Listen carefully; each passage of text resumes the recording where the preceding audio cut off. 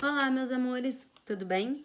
Bom, se até agora nós estamos falando sobre os contistas brasileiros ou os escritores de contos contemporâneos mais conhecidos da literatura, na aula anterior nós falamos da Clarice Lispector, um ícone da literatura brasileira, uma representante feminina muito bem representada, muito bem apresentada. E como se não bastasse, Clarice Lispector, ela deixou a sua marca registrada na literatura, ela é inconfundível, ela é incomparável e, o mais importante, ela é indecifrável, uma mulher extremamente enigmática. Tinha por objetivo esconder-se por trás de si mesma, por mais que ela desse nuances, detalhes do que ela era, do que pensava, do que sentia, por meio dos seus personagens. Clarice Lispector também tinha mania de se esconder, né? A gente está falando aqui então de um indivíduo ou de um elemento que, por mais importante que seja para a representatividade feminina, ela não se considerava uma feminista, ela não se considerava uma representante desse movimento.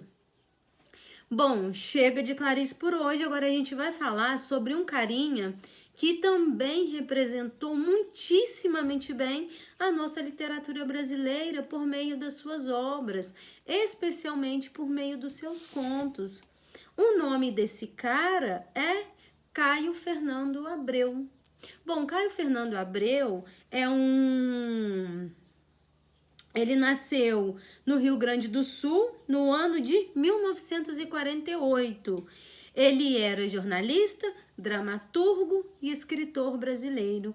Ele chegou até a ingressar na Faculdade de Letras, só que ele parou no meio do curso para poder fazer jornalismo.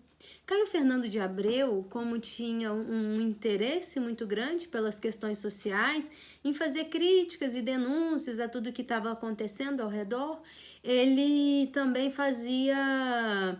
Ele foi, no ano de 1968, com apenas 20 aninhos de idade, ele foi perseguido pela DOPS, que era o Departamento de Ordem Política e Social. Ele foi perseguido porque ele tinha uma visão econômica e muito pessoal. A maneira como ele falava sobre a economia do Brasil, sobre o sexo, sobre medo, sobre morte e sobre a angustiante solidão eram maneiras muito peculiares, considerando o contexto temporal ou o período literário em que estávamos vivendo. A gente está falando aqui de um período bem moderno, em que a ditadura militar ela ainda influencia muito o modelo de governo da época. Então, com a questão da censura, Caio Fernando Abreu foi perseguido pela ditadura militar. E aí ele encontrou refúgio, ou ele se refugiou, quando ele foi fugido do Rio Grande do Sul, que era onde ele morava, para São Paulo. Lá em Campinas, em São Paulo, ele fez amizade com pessoas importantes, como, por exemplo, Hilda Rist, né? Uma pessoa muito influente da época. E aí, lá em São Paulo, Caio Fernando de Abreu, ele conseguiu empregos em vários departamentos importantes. Ó, a apostila diz... Ele trabalhou no Correio do Povo, jornais Correio do Povo, Zero Hora, o Estado de São Paulo e Folha de São Paulo. Em 1970, chamado... Isso, em São Paulo. O primeiro livro dele chamava Inventário do Irremediável.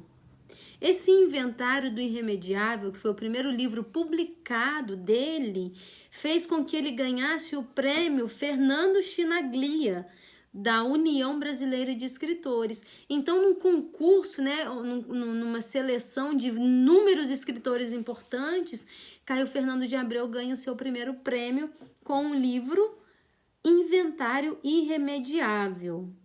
Bom, depois disso, ele teve 3 edições dessa mesma obra, edições bem diferentes desse romance. Como se não bastasse,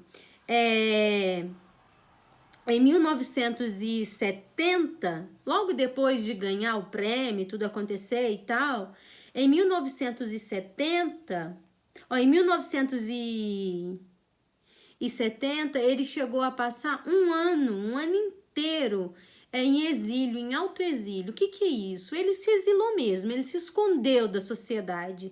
No caso da sociedade brasileira, que era o público-alvo dele, que era para quem ele trabalhava, que era para quem ele escrevia. E esse exílio dele, esse um ano, ele passou bem ali na França, na Suécia, na Inglaterra e na Espanha. Foi um ano em que ele tirou para ele, tipo uma espécie de ano sabático, para que ele pudesse se organizar, se colocar as coisas no lugar, refletir, porque a pressão em cima dele era muito grande. A temática de Caio Fernando de Abreu era uma temática muito inovadora. Imagina, lá nos anos 50, falar sobre sexo, sobre solidão, sobre angústia, criticar a economia brasileira, né? Eram questões muito importantes.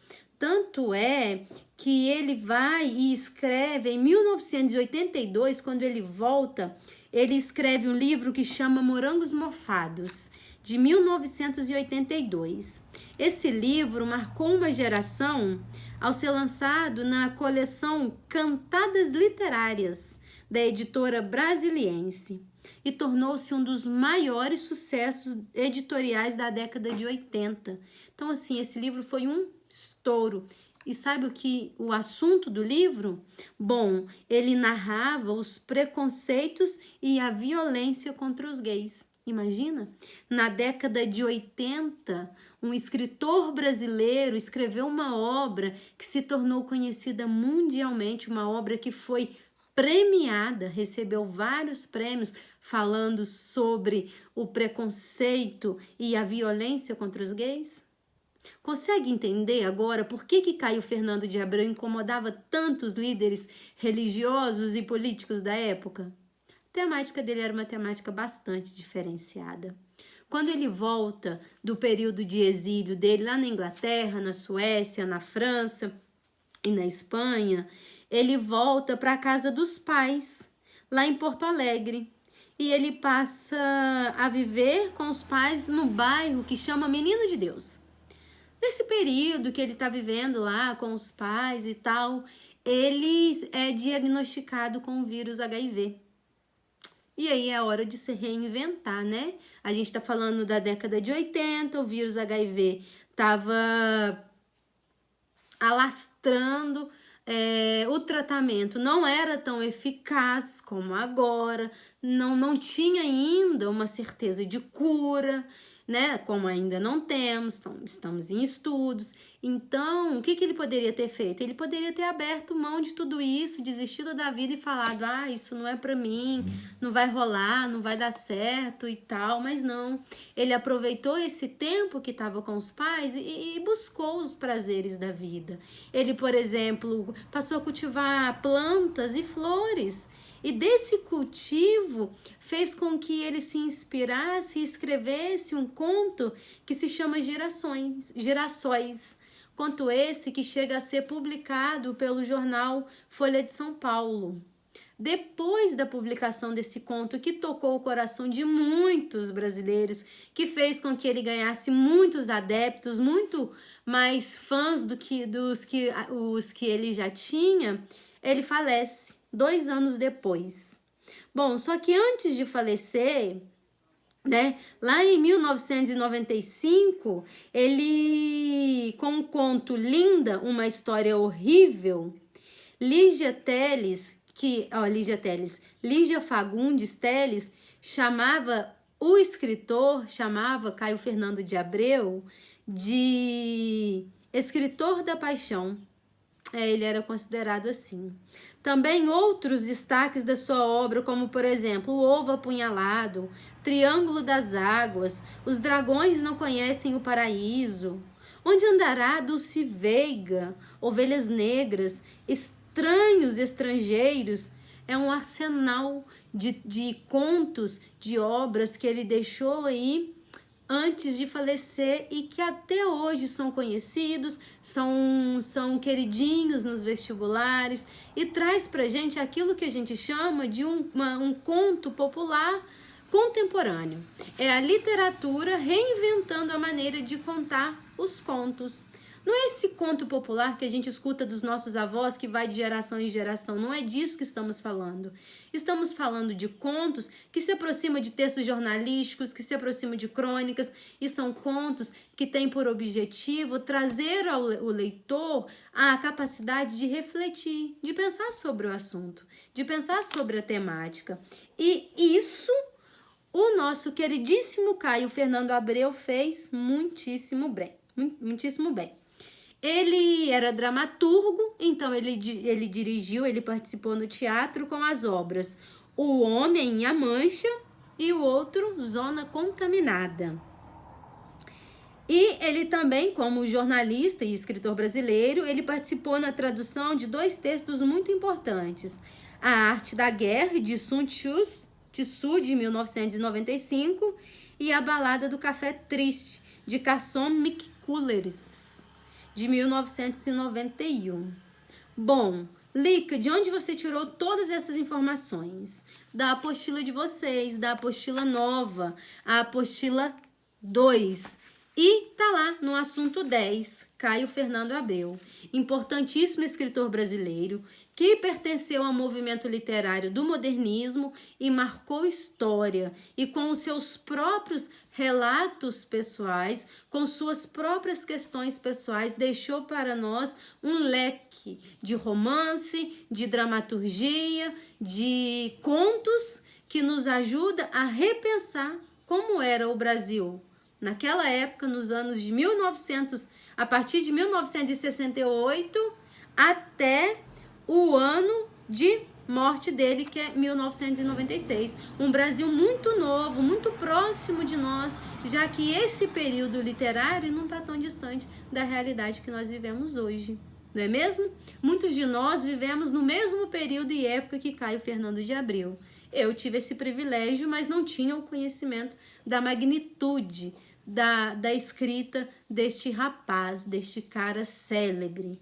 Gostaria que vocês, por gentileza, fizessem a leitura desse livro, desse capítulo. Outra dica muito interessante, no YouTube tem vários documentários falando sobre o Caio Fernando de Abreu. Inclusive, tem várias resenhas feitas dos próprios textos dele, resenhas lindíssimas que vale a pena dar uma conferida, tá bom?